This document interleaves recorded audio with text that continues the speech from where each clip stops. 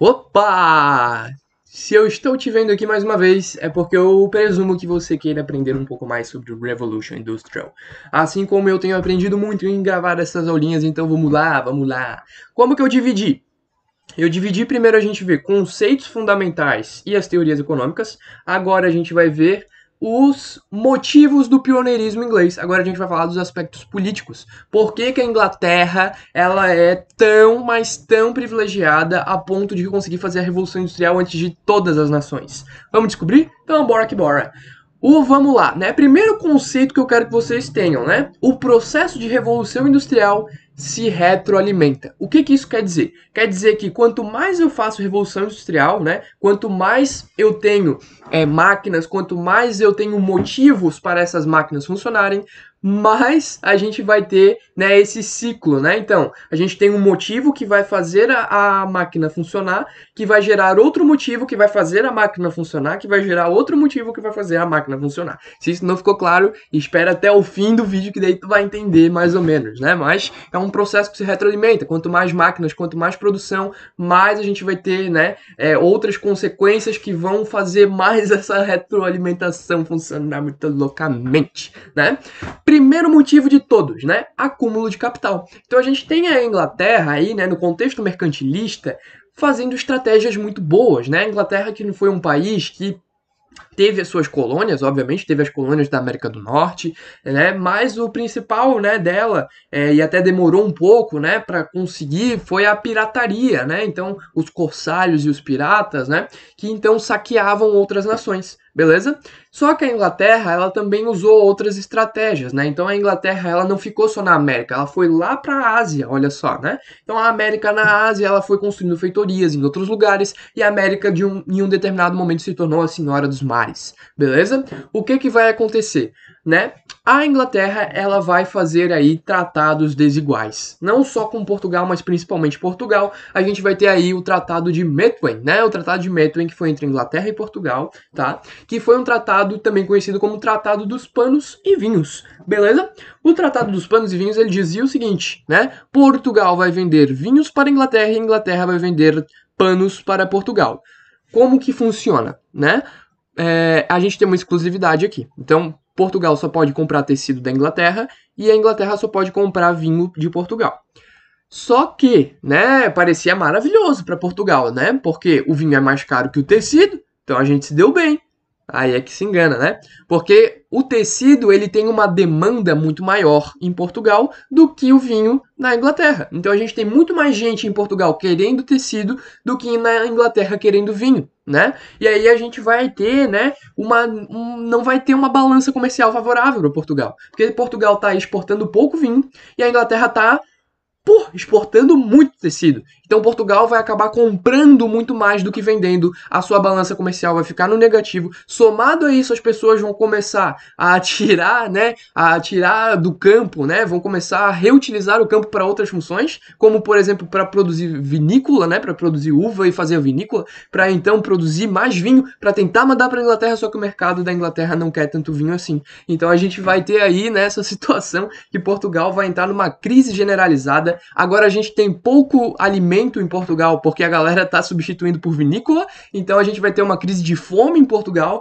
e a economia de Portugal vai, ó, degringolar cada vez mais. Acaba que Portugal vai incentivar vai incentivar uma busca por ouro aqui no Brasil, né? Uma atitude econômica muito colonialista, né? E a gente vai então enviar esse ouro para Portugal, que vai usar esse ouro para tentar, né, então balancear a economia, só que esse ouro vai acabar parando na Inglaterra porque a gente continua importando os tecidos ingleses em Portugal. Beleza? Então por isso que o Tratado dos Panos e Vinhos foi horrível para Portugal, né? Beleza, galera? Eu pensei em falar sobre isso em alguma aula relacionada ao Brasil, mas eu achei que cabia aqui bonitinho, né, nesses motivos da Inglaterra se dar tão bem, tá? O ouro brasileiro, em suma, ia para a Inglaterra. Era isso que estava acontecendo de maneira geral, tá? A Inglaterra ela vai ter um poderio naval muito forte, tá?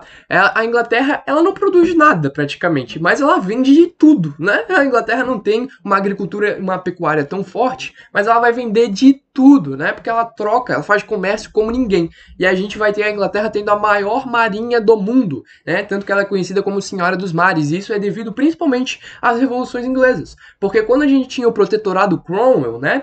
O Cromwell ele vai decretar os atos de navegação, né? Ele vai falar inclusive, né, que a gente vai ter então que na Inglaterra só navio inglês pode embarcar na Inglaterra, o que vai favorecer muito, né? Porque a gente impede então que outras nações façam comércio diretamente na Inglaterra, o que vai favorecer e muito a economia inglesa, tá, galera? Se tu ficou perdido, vai lá olhar as aulas de Revolução Inglesa, que lá eu falo bastante sobre os atos de navegação, tranquilo?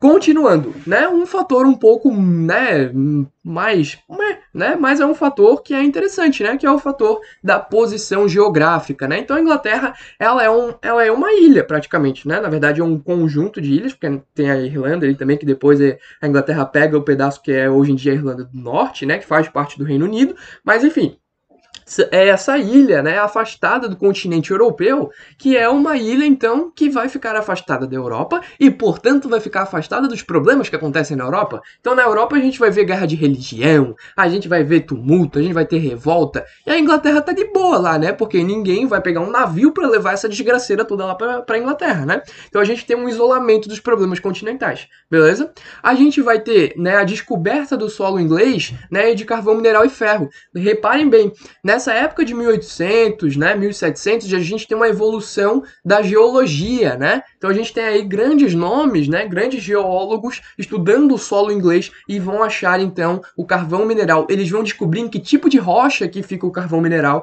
em que tipo de rocha que fica o ferro, né? Basicamente, carvão mineral ele fica em bacia sedimentar e o ferro fica em escudos cristalinos, beleza? E a gente vai ter então esse conhecimento que vai favorecer a procura, né, desses produtos primários, beleza? E aí a Inglaterra vai achar muito carvão mineral, muito ferro, eles vão descobrir que o solo inglês é rico em carvão mineral e ferro, e isso vai aquecer a economia, tá? A gente vai ter aí matérias-primas em abundância, né? O carvão, o ferro vão servir para, enfim, o carvão para servir de combustível, o ferro para fazer máquina, né? O ferro como matéria-prima de fato, a gente vai ter lã, vai ter algodão, vamos ter várias matérias-primas, não só no solo inglês, mas também vindos lá da América do Norte, né? Por exemplo, vindo das 13 colônias, né? Principalmente as do Sul. Então a gente vai ter aí, né, essa obtenção de matérias-primas exacerbada.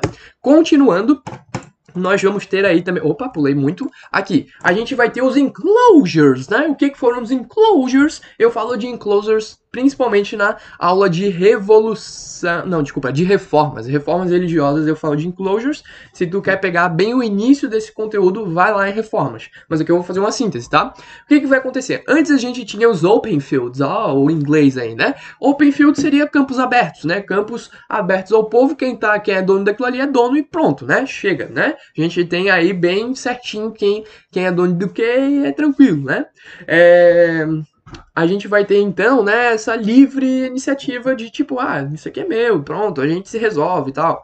Só que o que vai acontecer, né? Enclosure, basicamente, a gente pode traduzir como cercamentos. O que são cercamentos? É o Estado chegar lá e cercar um determinado pedaço de terra e falar, isso aqui agora não é mais teu, agora isso daqui é do John, beleza? Aí a gente vai lá e do lado da terra do John a gente vai cercar outro pedaço de terra e a gente vai falar, isso aqui é do Stuart. E pronto, a gente vai então dividir a terra e colocar à venda para os grandes proprietários burgueses, tá?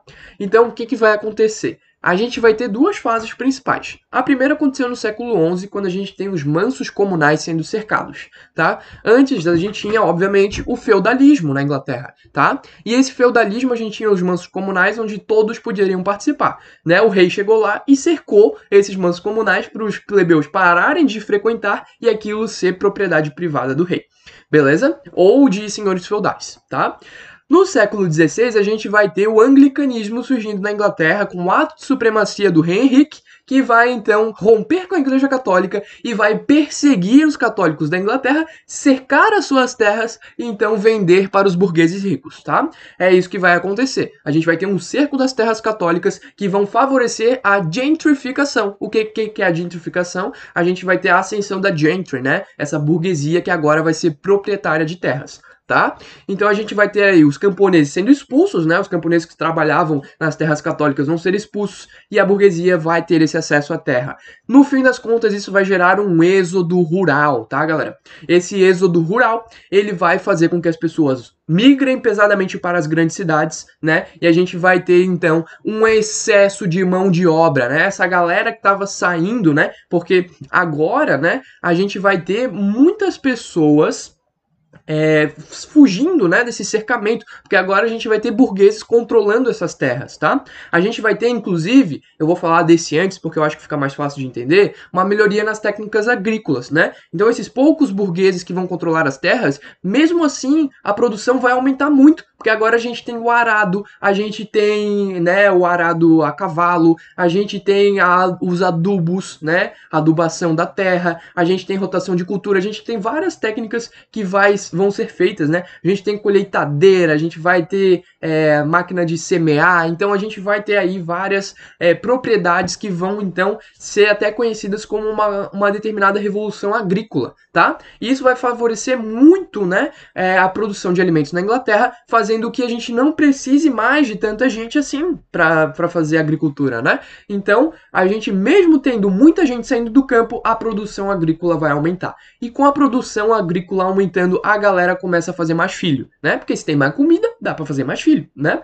E aí a gente vai ter um excesso de mão de obra barata. A população vai aumentar muito. E é isso até que vai fazer com que o Malthus escreva a teoria dele, né? De PA e PG. Beleza? A gente vai ter um excesso de mão de obra barata, por quê? Porque a gente teve um êxodo rural que favoreceu uma urbanização. Lembre que, né, isso aqui é geografia, olha só, quem tá ligado? Para ter urbanização, primeiro precisa ter êxodo rural, né? Então a gente vai ter uma urbanização, né, as pessoas povoando, né, esses grandes centros urbanos, a gente vai ter um inchaço demográfico, é muita gente nas cidades, a gente vai ter, então, como consequência, um exército industrial de reserva. E o que isso vai fazer? Né? Então a gente vai ter muita gente querendo emprego. O emprego vai sempre ser valorizado cada vez mais. Uma supervalorização do emprego. Por quê? Porque tem muita gente para um emprego, né?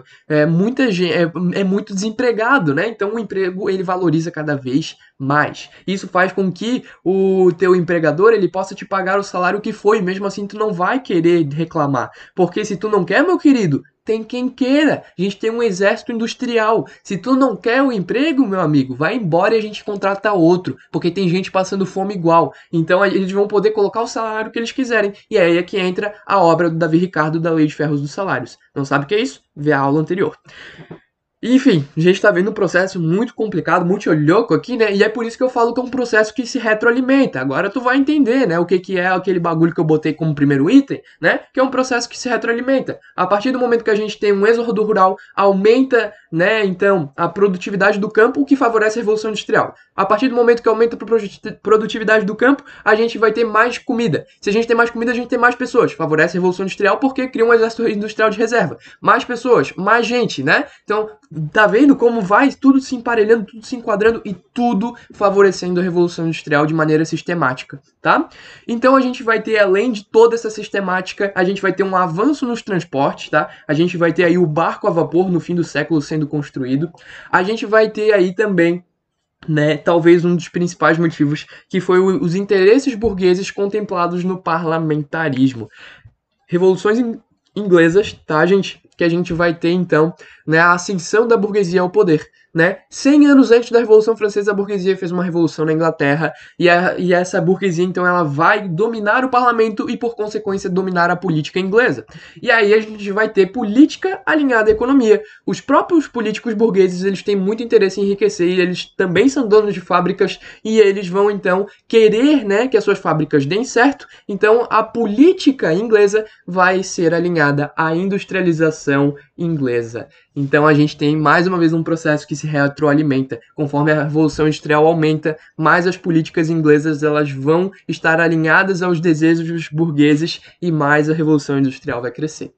Vejo vocês na próxima aula que a gente vai discutir outros fatores como, por exemplo, sociais. Bora lá!